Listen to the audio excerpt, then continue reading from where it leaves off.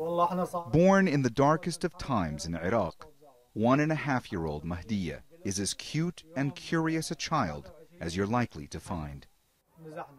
While she may be hard to miss, it turns out this little girl doesn't officially exist. Because Mahdiya came into the world in a town under ISIL rule, which means she is, essentially, stateless. We have to register her, but the situation is unstable. Her father shows the sole piece of paper identifying his daughter. A tattered birth certificate issued by a hospital on the outskirts of Mosul, one that has yet to be officially recognized by Iraq's government.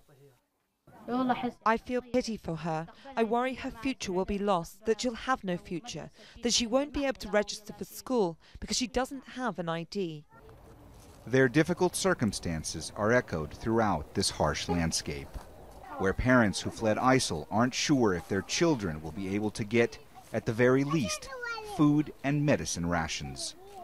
Aid workers say the situation is only growing worse, that the more that camps for the internally displaced like this one are filling up, the more they are encountering civilians who don't have valid identification documents.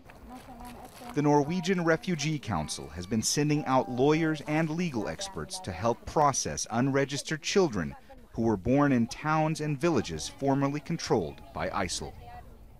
I can say that every tent here in the camp has either missing document or different kind of documents that they need to have it in order to access different services. Like other humanitarian groups, they say they'll need far more resources.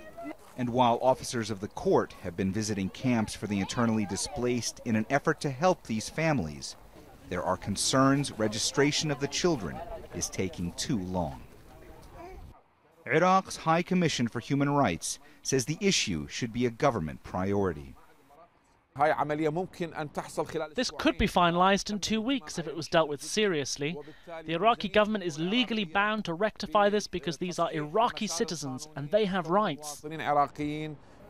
But here, where desperation grows deeper all the time, it can be hard to understand why paperwork is a priority when survival is what matters most. Mohammed, Jamjoom, Jazeera, at the Khazir camp for the internally displaced on the outskirts of Erbil in northern Iraq.